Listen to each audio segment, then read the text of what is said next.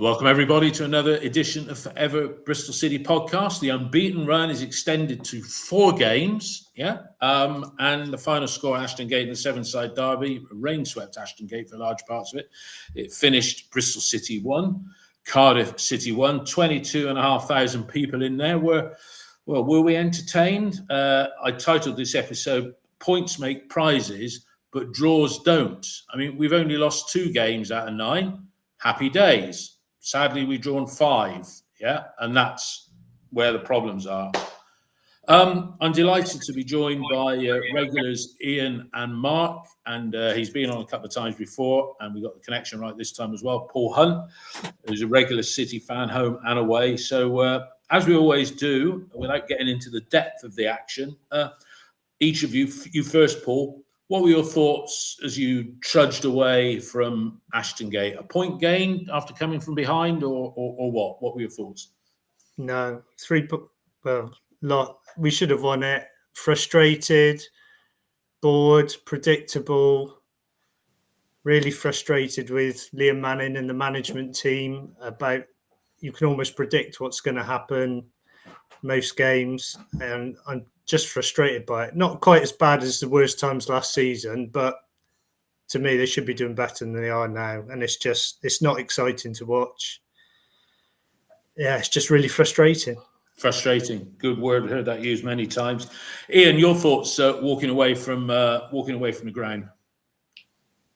I was disappointed.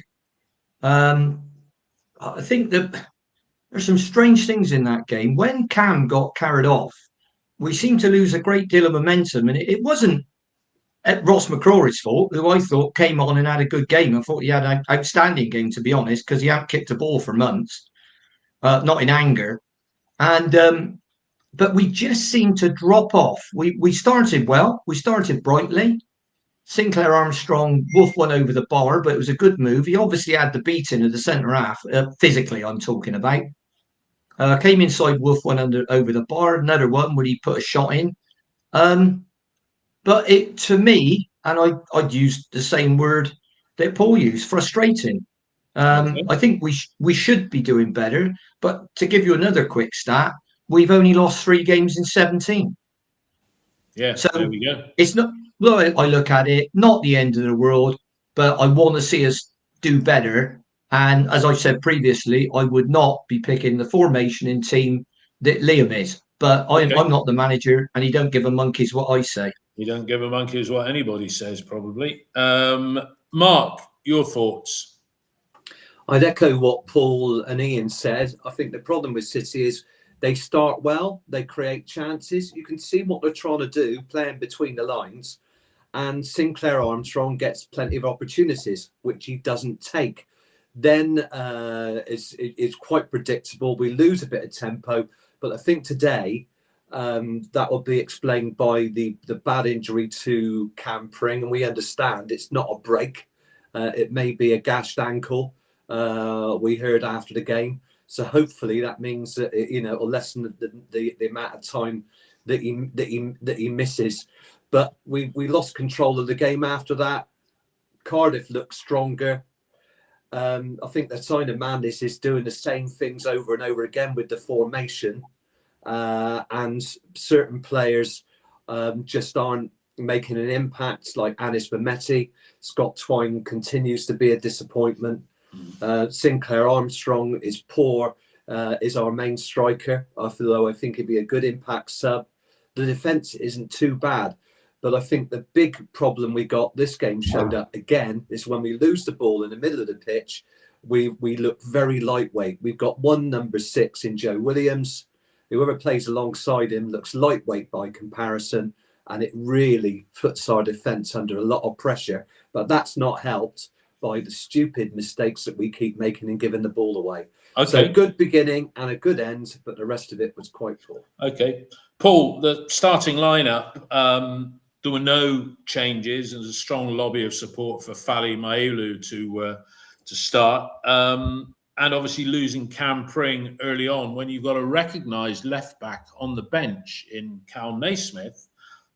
Your thoughts on the starting lineup with no changes and then that substitution, enforced substitution early on because of Pring's injury, and playing essentially a right-sided player on the left, where you had a player who was a member of Luton's promotion team playing in left back. Your thoughts on that? Well, I saw the Free Fally hashtags going around after the team was announced. So I was hoping he would start, but I was thinking that Manning would probably stick. He doesn't like to change too much. He's shown he likes Armstrong up front to start. So I wasn't surprised he went with that. I initially thought Naismith would be the one to come on when Pring went down, but he obviously likes, I mean, Pring goes up and down that left wing, whereas Tanner is almost a back three, isn't it, when we're attacking? So I assume he was thinking that Naismith hasn't got the pace to keep going up and down like he wanted. And whereas McCrory probably can do that, albeit he's right-footed. And it was all right-footers, wasn't it? So I was pleasantly surprised. I mean, Ian said McCrory did well, and he did do well on that left, and I was surprised how he did. But I think Manning just don't fancy Naismith, really. I don't think we're going to see much more of him. If he couldn't get on today and we're not going to play a back five, then is he even going to be on the bench when Atkinson comes back? And well, there are going to be players. There are going to be players coming back after the international break. Ian, were you surprised that Fally didn't get a start? And as I've just asked Paul, doesn't show much of a future for Cal at Ashton Gate if he can't get on. Well, he's too slow to play left back. That's the answer to that. And if you'd have seen him come on as a sub against Coventry, and you'd have seen him play at Derby, you'd understand why Manning hadn't got any confidence in selecting him. And he played on the left of a back four at Derby. I mean, I thought Ross did well. I wanted Fally in the team to start with. And I thought he would be, because Liam made a point of talking about recovery time. Now, that's an awful thing to say, but then I heard another awful manager talking about recovery time again. I was really annoyed. That was this bloke called Slot at Liverpool. I think he's won 9 out of the first 10. First thing he did after the Palace game, which, by the way, they won, was moan about recovery time. Why we played Thursday? Why are we got the early kickoff on a Saturday? I think he's exactly right. And he lost 2 players through injury, probably because of that. So it is correct. I've heard a lot of managers say it, but I'd have started Mayulu, and I would have thank you. I would have also gone with Elijah Morrison on the left wing instead of Anis, who is just increasingly frustrating by the week. And a bloke that has one good game in about 8 isn't going to do it for us. No. So Ian, because how long's Hayden Roberts out for now? About 6 weeks. So he's not going to be back after the international break. Liam can silence the talk about the academy pathway being well and truly blocked by recalling or bringing Elijah Morrison in, because you've said on here more than once that he can play in that left back role as well as he can play left forward. Yeah. So would you be surprised if Elijah doesn't get in at least a 20, or do you see him altering and switching to a back three with 5 across the middle when we play up at the Riverside? I'd switch away from home. We haven't been great. We played all right for, I should say, 2.5 games, but we haven't been great. Probably 3.5 games to be fair. But I'd bring him in, and I'd probably, if you're sticking with a back four, I'd probably continue with Ross at left back. But I definitely have Rob Atkinson in with Viner and McNally as your back three, because I think it gives you more time. If we want to play out from the back, Atko's good at playing out from the back. Zach had a real off day with his passing, but that wasn't 100% his fault, because some of our movement in midfield it's non-existent. You've got players saying, give me the ball. Well, move and you'll get the ball. Make the pass simple for the defender. Don't mean that you don't want Zach Viner trying to thread the ball through 4 players, because he'll only get it right sometimes and it'll drop you in it. So I would go out there with a very strong side. I play 3 at the back, 5 across midfield, personally, I play two strikers. Yeah. All right. Let's look forward. But what you could do is you could play Twine and Fally, and then leave Sinks on the bench, and then if you're losing with 20, 25 minutes to go, then you can change it up. But I think Liam will go 4-2-3-1 again. Yeah. But if he does that, then you get Elijah Morrison in on the left wing. Bring him in. Mark, do you feel yourself that the academy pathway is blocked at the moment? Because when Atkinson's fit, somebody has to drop off the bench who's experienced, probably would be Naismith now, if you look at it. Yeah. We said before, Sam Bell, he's going to struggle to make the match day 20 when he gets back fit. But do you feel, Mark, that the academy pathway appears to be blocked just a little bit right now? I think that's just a lot of noise that some people are making on OTIB, to be quite honest. Is it that the academy pathway is blocked, players can't come into the squad because of Liam Manning, or are they just not good enough? I mean, they may not. I mean, the coaching team may look at those players and say they're not strong enough to come in and make a real impact on the team.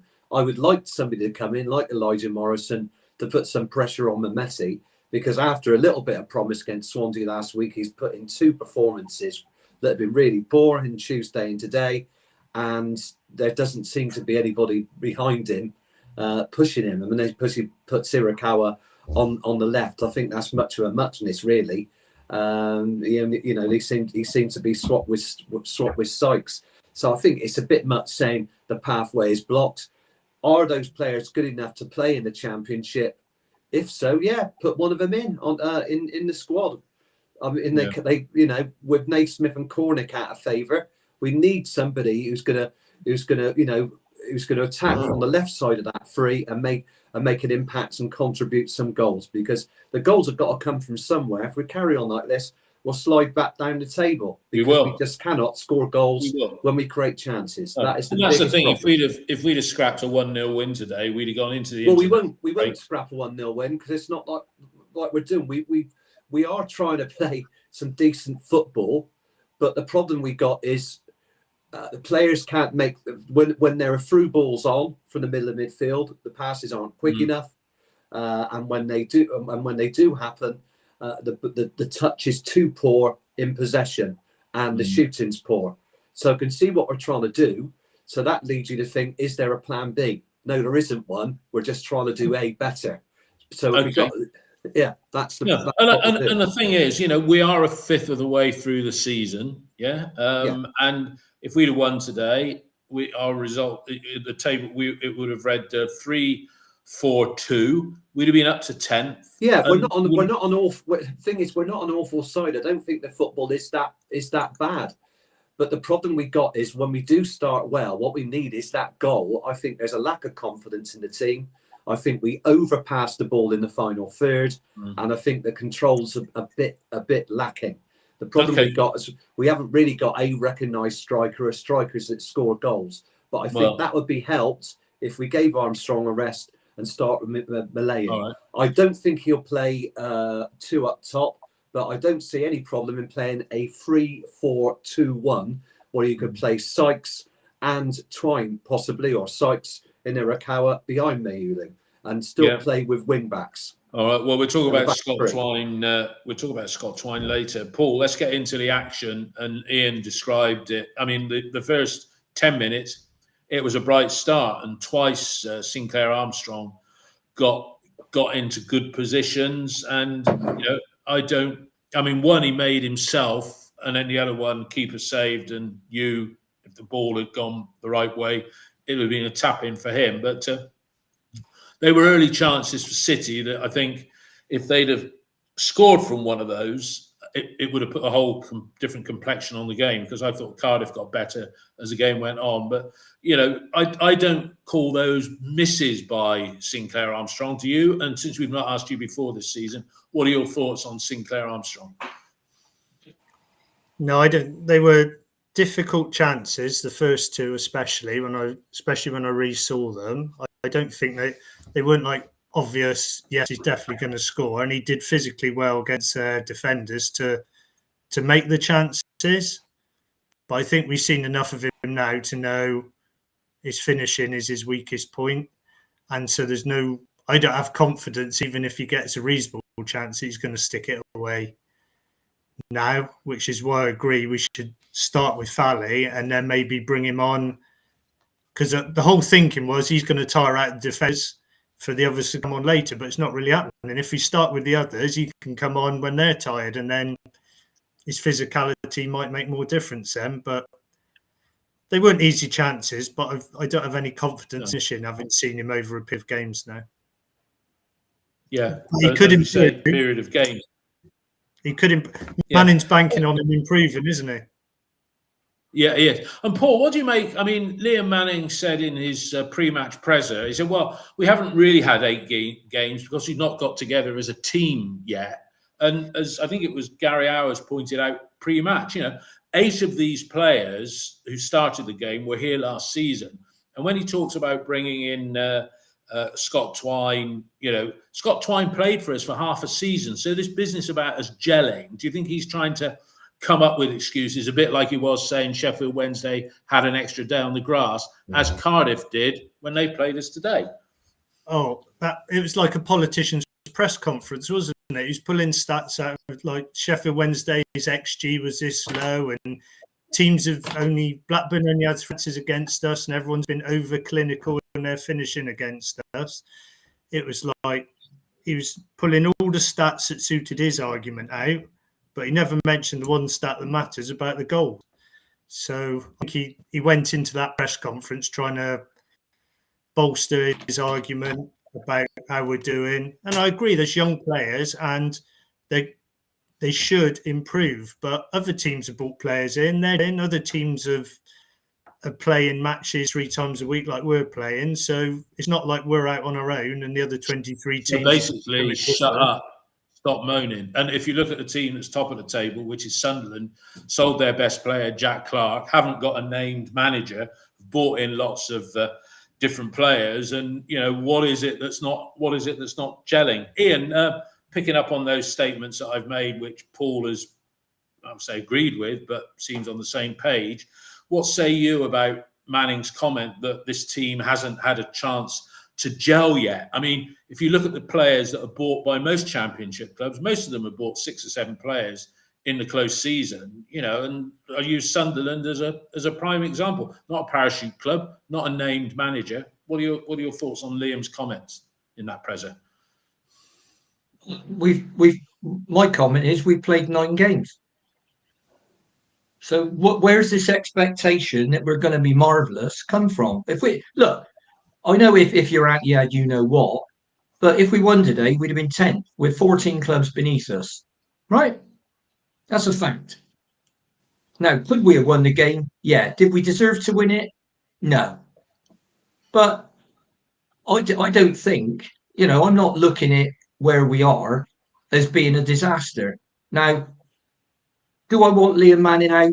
No, because I don't think it'd solve anything, quite frankly, because we can't sign anybody until January, whatever happens. It cost us a whole lot of money, and I want to hear from people who want him out, who they want in. The same as the people who want the Lansdowns out, because the Lansdowns sacked Nigel Pearson, not Liam Manning. So if you've got a problem with them, you criticise them. All right? Don't criticise him because he had nothing to do with it. So if you want him out, who do you want in? And if you want the Lansdowns out, who's coming in? And who's going to write a cheque for 13 million this year just to keep the lights on? Okay, so tell me that. Ian, that's all facts. No. You can. I'm not saying you. No. Tell me that, and you can have whatever opinion about them you want. I don't care. Listen, Dave, I said to you earlier on, we could change the manager, the head coach tomorrow. Get rid of them all. Fire them out. I don't think it would be a massive improvement based on what I've seen happen here before. And I've been coming here for a long time. The fact of the matter is, though, Ian, but a year ago, well, not the fact of the matter is, it is a fact. It's what they stated themselves, that they made a change because we had a squad that was underperforming. Now, there have been so many changes to that squad with players coming in that it's a different ball game. because of those extra players coming in. But we're not. There aren't been that many changes. If you look at the players that played today, a great deal of them were Nigel Pearson signings. Yeah. And if Dickie was fit, that would be another one that was in the team. And also the academy players that are in the side were re-signed by Nigel, quite rightly. Yeah. Right. Now, you can look round on one hand and say, well, we brought players in. If all the fans want players to come in, right? And we've bought the best we can possibly afford. All right, at the moment. And our net spend is 3.5 million. That's players in, less players out. Now, if you think that should make us an automatic top 6 team, and if we can go out and get Pep or Jurgen Klopp in, get rid of Liam Manning. Let's have it. But we're not. Right. Okay. And that's not who we are. We're a small to medium-sized regional football So we just club. got to accept it then. Yeah. I'm not saying you've just got to accept it, but what you've got to say is, well, okay, let's say you get rid of them, right? Get rid of them all tomorrow. So you sack Manning, you sack Chris Ogg, and you sack the lad. Is it Prowse, the coach analyst that Liam brought in? Prowse. Prowse. That's what I just said. Right? Right? Sorry. Prowse. Go on. Speak. Right. So sack them all. You've got to pay about, I think, 2 million in compensation. You have to pay that over the next couple of years. Right. So then you have to bring somebody in. And if they're working for somebody, you have to pay compensation like we paid Oxford for the 3 lads we've got now. Yeah. Well, I don't think we've got the money. Well, I think we probably have if we need to. And there's zero appetite at Ashton Gate to do that. The main reason why there won't be any changes, and nobody's saying about nobody on here is saying about get rid of the Lansdowns or anything like that. The main reason why there won't be any changes until we are in the bottom 3, when you look at the next 6 fixtures coming up before the next international break, right? City act, the owners act when it's really desperate states. Right here, right now, nothing's going to change because it represents severe loss of faith on their part because it's an admission that they've got it wrong. Right? Every managerial appointment. Let Mark have a say. Mark, what are you saying on this? We will get back into the action. Right. I don't think it's in Liam's nature to talk about statistics. That's fine. In an ideal world, he would have said this. I've got faith in my players to get us at the table. They're good enough. You just, given time after the international break, we will improve. I've seen enough of this team to see results improve in time, and I hope the fans can get behind me. And I'll be giving everything with this group of players to get up the league. You'd be better saying that, but it's neither here nor there. Now, there was a guy that managed Bristol City before Liam Manning called Nigel Pearson, and it took him 16 games to win a home match over 2 seasons. Now, I don't recall people saying, he's got to be sacked because apparently there was this great big black cloud hanging over us and we had to get rid of that before we could do anything. And we just skirted along the next 3 seasons, mostly at the bottom of the table, and were kept up. Or we could have been relegated, and we weren't largely to the financial irregularities of others. There are also some on forums that I don't use anymore, hoping that Nigel Pearson, like some sort of Boris Johnson figure, will suddenly come back and improve the club. That he's the prince across the water waiting by the phone when the guy had terrible health problems at the end of his tenure here. Couldn't do any coaching that he wanted to. I don't know if he did any, and it's not going to happen. It's not great at the moment, but I do have confidence in Liam Manning. I can see that we're trying to play football. I think the problem we've got is we need 2 number 6s in those midfield positions. We do need to change formation and make the structure stronger, and we do need to start scoring goals. I might be stupid for saying so, but I've got patience. I've been supporting this club for 50 years, mainly through a lot of lows. But you gave Nigel Pearson your patience, supposedly, because things were so bad, we could lower our expectations much lower than somebody limboing along on the sand to get under it. So let's give the guy our support. It might be painful, but we will go up the league. probably won't challenge for playoffs this season, but results will improve. There you go. That's my two. I wish I shared your optimism. Let's get back into the match action. Paul, the Pring leg break, not leg break. It's not a leg break, but the Pring injury. I've seen it a couple of times now. It's a gash on the ankle. Gash on the ankle. I guess you've seen the challenge as well, Paul. It was just one of those things that can happen in football, wasn't it? You know, the bloke just followed through, but no malice intended there, was there?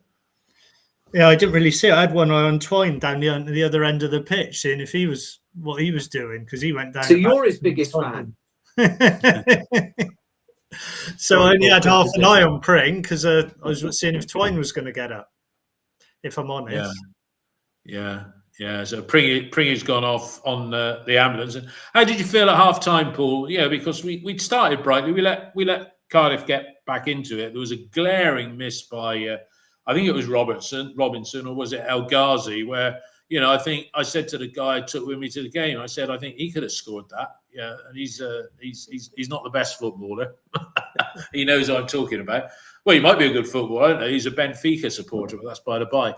But did you feel, even Stevens at half time, a good reflection of the play? Because I thought Cardiff came back into it myself. Yes, they did.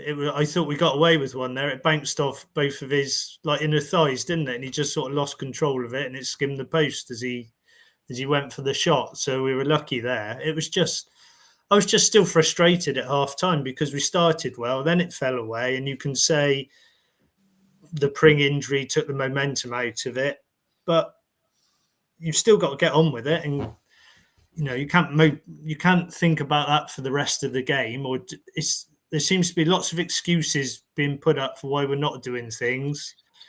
Cardiff have been pretty abject so far this season, and we should be putting them away, really. You said on this podcast it should have been 4 points from the last two games, and now it's only 2. So the only positive, probably jumping on a bit, is we do keep coming from being behind and salvaging stuff, which we never used to do, which we're getting really good at that.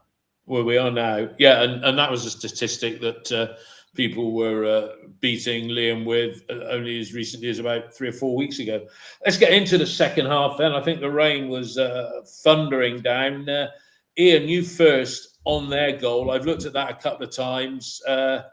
Not good. I mean, a great strike, but, you know, loose in a difficult area, well, a bad area of the pitch to be loose. Well, we had so many chances to clear it. It was unbelievable. So the ball gets played out to Armstrong. All Armstrong's got to do is kick it down the line, or run down the line, kick it down the line, and him and Mehmeti run after it. So what's he do? The back heel. Mehmeti chickens out of the tackle and chases the bloke. Chases the bloke back towards the box. Probably the 2 worst tacklers we've got in the team. Tried to stop that. Well, I'll put that figuratively speaking. Try and stop the guy on the edge of the box, and that's Mehmeti and Twine. Right, neither of them are going to hit many people over. So they tried to tackle him. He moved the ball quite sharply and well to the right. But that's what happens when you get 2 defenders where the ball should never have got there. And he had a nice shot. Fair play. Went past Max like a rocket. Don't blame Max at all for that. And I think that was more or less apart from, you know, catching a few eyeballs and stuff like that, that was the only thing Max had to do all day. So it should have never been a goal. It was the further you go back, and even before the ball found its way to Armstrong, we had opportunities to clear it down the other end of the pitch, and we didn't. And it was a bad goal to concede. Now, if the kid picked the ball up 40 yards out, went past 3 players and wanged it in the top corner from 30 yards, I'd go, wow. But he didn't. And that's not the type of goals we're conceding. So that it should never have happened, but that's what you get when you've got, you know, in some cases, a young, inexperienced player in Armstrong. He's not going to make the right decisions all the time. Now, you either buy him and put up with it and persevere with him, which I think we're going to. Or you don't buy him in the first place, but we wouldn't be able to go out and get a 6, 7, 8 million pound striker. That is not available. So you tell me what you want to do. Yeah, well, no, exactly. That's what all the fans want to do. Mark, Ian said inexperienced player, but look, let's face facts. We've got an inexperienced manager in Liam, and it's true to say that he is learning on the job, isn't he? At this level. Well, I think every manager's learning on the job, game by game. But I mean, he was a manager on his way up. But I mean, just going back to the goal, I mean, we had 2 or 3 chances to clear the ball, and we started the second half really nervously out playing from the back. But it's inexcusable the way we gave the ball away, and then the defending was weak because Ollie Tanner was able to go inside then outside before he hit the ball across Max. But yeah, I mean, of course, every manager's learning on the job because he hasn't managed in Championship before.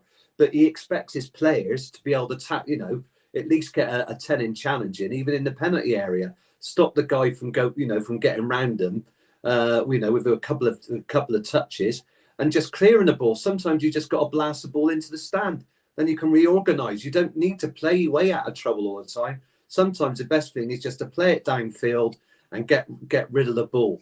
Well, because then the other side won't score goals like that. It was just a very bad goal to concede because we had 2 or 3 chances to clear it, and they were knocking on the door before that. The start of the second half, the rain came down, and City looked really, really slow, very slow, and a bit, Okay, all right, Paul, your take on the goal. I mean, you can't blame Max for it. Somebody was complaining about Max kicking the ball out twice out of play, and he should do more practicing, something that Gary Hours agreed with when I was listening to them on Radio Bristol. But yeah, if one of our players has scored a strike like that, it was not exactly the same as George Tanner's a few weeks ago, but it was a cracking strike, but he should never have had that space to do it, should he?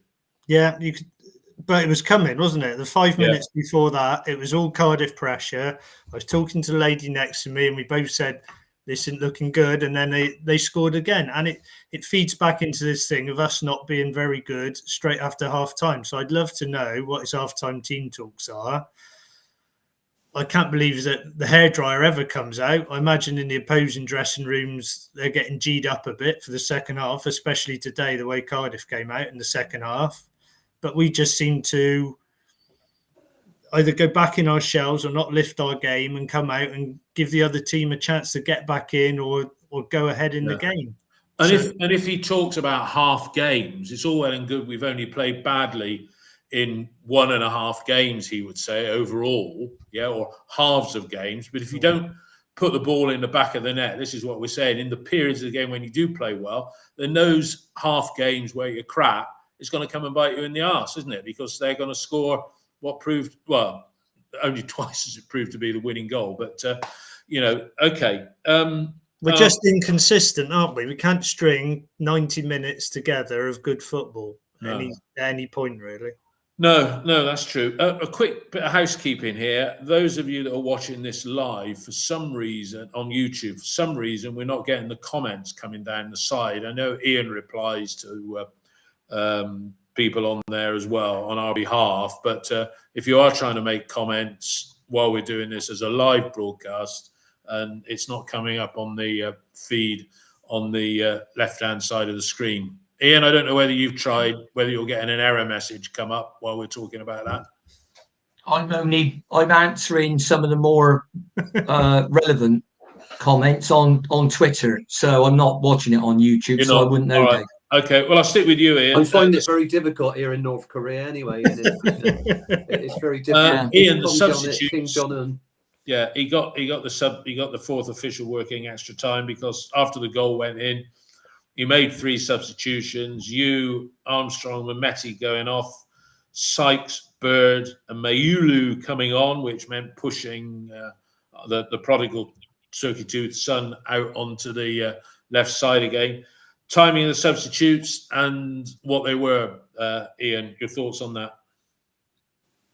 Yeah, I mean, I thought we made the substitutions earlier all on about 56 minutes, didn't we? So Three there of was a them. lot of comment the other night, including from me, saying that he didn't make enough substitutions to make them quick enough. So lesson learned. On comes Fally, who, like I say, I would have started.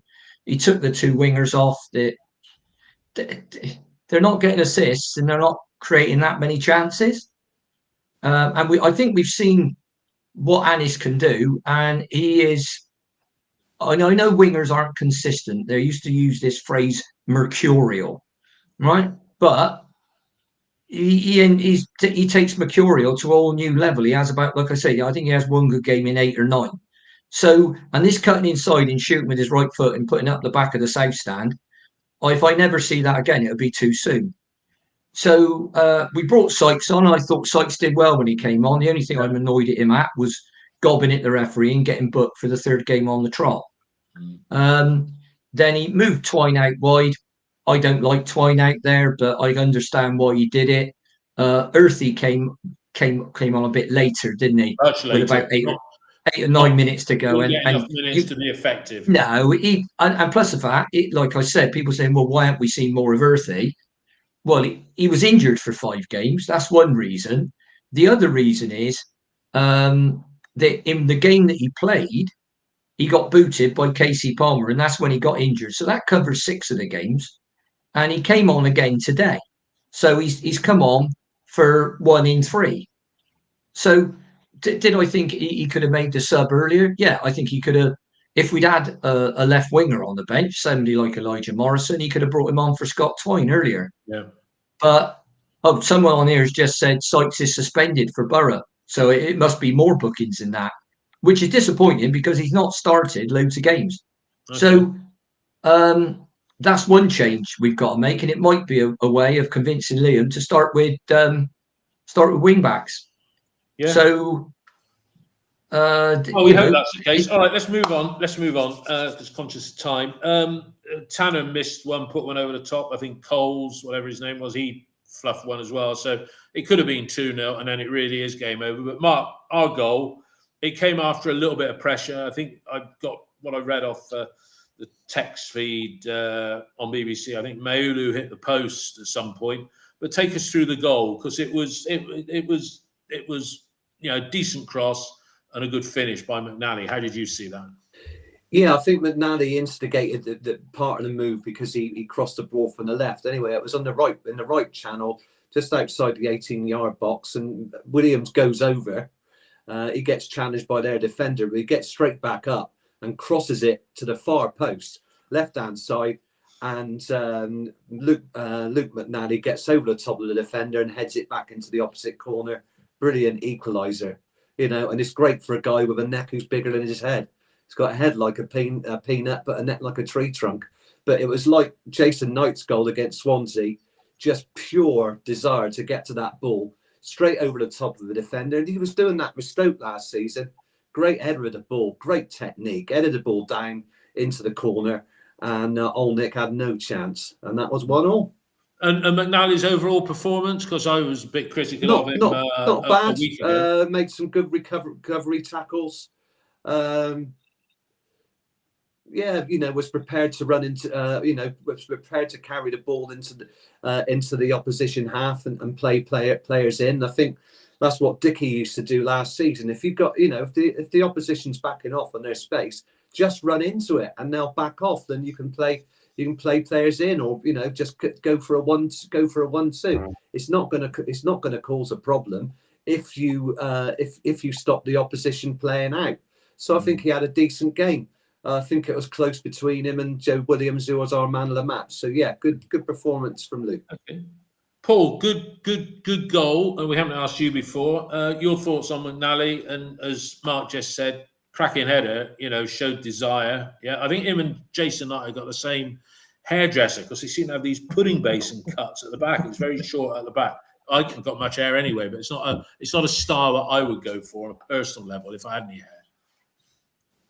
I was most impressed with Williams because he really showed that desire and drive to get the ball, to put the cross in, and it's a very fine margin, isn't it? Some weeks that could be him kicking the bloke up in the air and a yellow card, but he got there, he got the ball. It was a great cross. He was the only one really showing the that he wanted to go for it really at that stage. I thought with McNally, there was a few times when he brought the ball out, and Viner, that they bring out so far, and then it was all palms up. They couldn't find anyone. They couldn't see anyone to pass it to. Now, whether that's down to them or the movement of the team, I don't know enough to see. But it looked a bit like not as good as when Rob Dickey does it a lot of them. Though we can only go with what we've got, who's not injured. So he seems to be getting progressively better each game as he's settling in, McNally in general, I would say. Yeah. No, that's a fair comment. We've not asked you before, Paul, because you've not been on. Your thoughts on you've talked about Armstrong. We won't talk about what's your view on Hirakawa? You know, he didn't do a very good job of the throw-in. It's not often that you see a throw-in disallowed for the wrong technique. But what are your thoughts on him and Meulu's contribution in this game? Because he does look as though he's got a good touch with his feet, nowhere near the pace of Armstrong. But your thoughts on those two, since we've not asked you this before? Yes, I thought Sykes looked better than Hirakawa today. I know he's a bit of a cult hero already from when he came on in the Millwall game, but I don't think he's quite touched those heights since. But then it's still early days for him, isn't it? And so I think Sykes has improved a bit, and he's slightly regressed, although. I think Fally, we just haven't seen enough of him. He needs a run of games, really. He can't just come on and have 10 minutes and 30 minutes here and there. It looked like he was just going to bring Sykes on, and then the goal went in and he brought the other two on with him. Now, that might not be true, but that's just what it looked like. That's how it perceived to you. Yeah. All right. I mean, neither side had any real chances in the closing stages. So just to finish on the game, Ian, what are your thoughts on referee Rob Madeley today? I thought he infuriated all round and seemed to be giving sick note O'Dowda free kicks when he shouldn't have had them. I gave a loud boo when O'Dowda came on because I genuinely feel he stole a wage for the 6 years he was here. But your thoughts on the referee today, Ian? I think it was poor. He's a typical Premier League referee without VAR. And another thing that I've spotted, and I spotted it a lot this season, is how poor the linesmen are. And how there was a couple of decisions on our side, that's the Dolman today, where you've got the linesman a couple of yards away from a decision, and the decision's not a big one, it's a throw-in, right? What's he do? Look at the referee, who's 20 yards away. Yeah. Before he puts his flag up. Now, that's not what you're there for. You're called an assistant referee, and the clue's in the name. All these guys are qualified referees. It's not like when you're playing non-league or something and you got, the other team's coach running the line. These blokes get paid decent money, and they're all qualified refs. Yeah. So make the decision, mate. I don't, so you're going to get some wrong and some right. That's life, isn't it?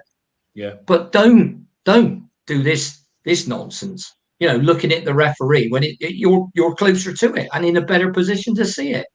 No, I didn't. I thought he was. I thought he was poor. He didn't make any out and out ricks like the Millwall game where George Tanner catches one in the chest and the ref gives a penalty. He didn't have that kind of game. No. But I don't think he refereed the game well. No. Okay, Mark. Just to finish, your thoughts. Cardiff looked, they when we had that bright opening spell to begin with, I thought they looked a bit ragged, and I thought, I even put 20 quid on us to win, which I'm not normally betting that sort of money, but I felt wildly optimistic. But, were they poor Cardiff? It'd be interesting to see who gets a managerial job over there, won't it? I think they looked like they were going to win the game after they scored the goal, and they had that easy chance from Tanner. And I think Colwell had a chance at the near post when he just had to steer it towards the goal and managed to side foot it wide from about 2 yards out. It was. So I think they could pull away. They've got 4 points from the last two games. They're not the prettiest. Both sides, it wasn't a great game, ruined by the rain a bit, really. Who knows? I think they will struggle a bit. I think we're a better football inside, to be quite honest, but we've got to prove it by scoring the goals. Yeah. So, Okay. yeah, and Well, I that's don't like the game. Cardiff, full stop. That's the So game. that's been a blight. That's the game done. Now, here's a little quiz thing for you. I apologise if I said it at the beginning. This I did say at the beginning. Today's title music is "Points Make Prizes." Now, who can say what that game show that was a phrase from? Points make prizes. The Generation Game. Wrong. Oh, so it wasn't. No, that's what I thought. Play That's cards what I right. thought it was, Mark. Play It's your not cards the right. Generation Game. Play your cards right. He got it at the second attempt, I with knew the it was other Bruce two Forsyth. falling in, I knew left it was Bruce trailing Forsyth, in but I your didn't know wake which one. of knowing about meaningless stuff. Okay, points make prizes. You're, And I'm going to do my you're usual. overselling it, Dave. I think I can say 9 games in. It's time for an extrapolation. Yeah, we're 1/5 of the way. Have you been on 9-5. countdown? Is that a conundrum, or is that What's the way that? it's spelled?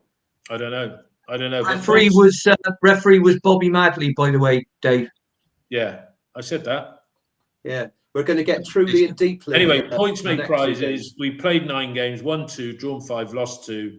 That's 11 points times 5, 55 points. Give us the benefit of the doubt that we win the odd game to make it out of the 46. 58, we are where we are. It's as simple as that. Now, we've had 2 international breaks. The first international break, that's somebody's ring phone going there. First international break, we were quite buoyant going into that because we got 5 points, 1 win, 2 draws, no defeats. This little sequence of games, we've had 1 defeat, which was a 3-0 at Burnley, and we've had a win, which was against Oxford, and a 3 draws. Dave. Blackburn. 3-0 at Blackburn. 3-0 at Blackburn, 3-0 defeat at Blackburn, and then the 2-1 over Oxford, and then the draws against Sheffield Wednesday, Cardiff, and Swansea last weekend. Now, we got 2 weeks on the grass going into it, something Liam says is vital. We've got a run of 6 games coming up, and I've now looked it up, so I've got the sequence right. When we come back on the 19th of October, it goes Borough away on a Saturday, Stoke away in midweek, Leeds at home on a Saturday lunchtime, that's on the 26th of October, Preston away, Sheffield United at home midweek, Norwich City away. That's 6 games, yeah? After we have another week off, and then without wishing to make it seem even worse, but the first game we got back after the next international break is a home game against Burnley, right? But chaps, you first, Paul, looking at those games, that's 6 games, right? If we're averaging 1.25 points a game in the season so far, that's, I'll call it 8 points, yeah? Can you see 8 points coming from those 6 games? Not really. Now you've dressed it up like that. It looks. You would say we'd had a start. You would have picked this maybe a lot of the teams we played so far. If you wanted to start to try and build up the team, new players, young players trying to improve, and then this next phase is going into some of the big hitters, isn't it? And I know historically we sometimes do well against the big teams and not so well against the teams lower down. But I think we've gone past that a little bit now. I mean, we got turned over by Leeds last season pretty badly at Ashton Gate. And the way we are playing at the moment, we're predictable. There's no imagination. They all know what's coming. And I think has been said on this podcast the last couple of times, we've been found out a bit now as to how we play, and they all know how to play against us. So I think there needs to be more imagination, mixing stuff up, surprising some of these other teams if we're going to get anything out of it. Okay, but 8 points, I mean, I say it's quite a few games to get to sort of try and do that tot-up on there. But if we did get 8 points from those, it takes us to 19 for the season. And again, that's game day 15, yeah? We're a third of the way through the season, as near as makes no difference. It's that 57-point mark, yeah? So, which is below where we were last season. Ian, you like to talk facts, yeah, and the facts are that 8 points is a minimum requirement from the next 6 games. We know that on our day we can beat we can beat any team in the division on our day, because that applies to any team in this division. But if we get less than 8 points from that 6-game sequence that's coming up, it is going to increase the pressure on, well, I guess the manager. So, do you think anything less than 8 and questions will be asked in the house? No, I wouldn't have thought so. I don't think there's a desire. I mean, since we've been back in the division, this is our 10th season. Yeah. And there were 9 seasons before. We've averaged 59 points a season. All right. Now last season, let's just have a quick look. I think we got more than that. 62. All right. Now, the only time we got up to 70 was under Lee Johnson, when we were spending a king's ransom. So the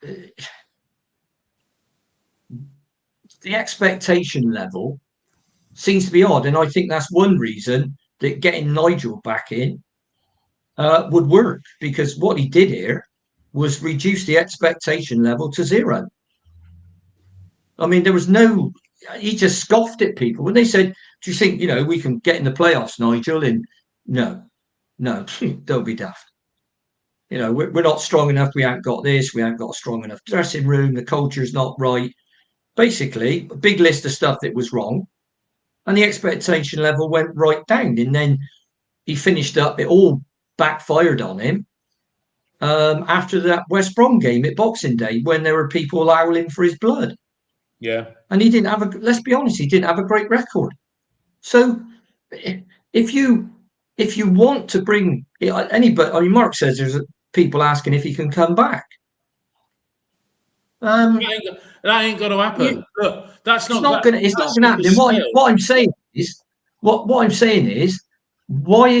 are we expecting to do so much better when what have we done that's going to make it so much better? So the simple fact of the matter is, Ian, we're expecting to do much better because the owners said this is a decent squad, right? Yeah. This is a decent squad, and it should be better coached than it is. We know that because Nigel was ill, he wasn't getting out on the coaching. So they've made a rod for their own back by saying we should be better. Accepting that, you have to say, well, is that realistic? And one minute you're making that point, and the next minute you're sending round a daft meme on X talking about what an idiot John Lansdowne is. So what's the point of the two things? You can't have it both ways. And I think I don't see why we should suddenly be tearing the league up. Now, it's all right saying, well, Sunderland are up there, right? They were 2-1 down with 5 minutes to go, and there were thousands and thousands streaming out the ground up there, and they're top of the league, right? All right, their keeper threw one in the net. Okay, it happens. Leeds keeper threw one in the net. Leeds keeper threw one in the net, and all of a sudden, it's we're great, we're this, we're that. But I don't think I don't think saying, well, John Lansdowne said it is a good enough reason for the expectation. My expectation didn't go up much. I thought we might play some better football, which we have.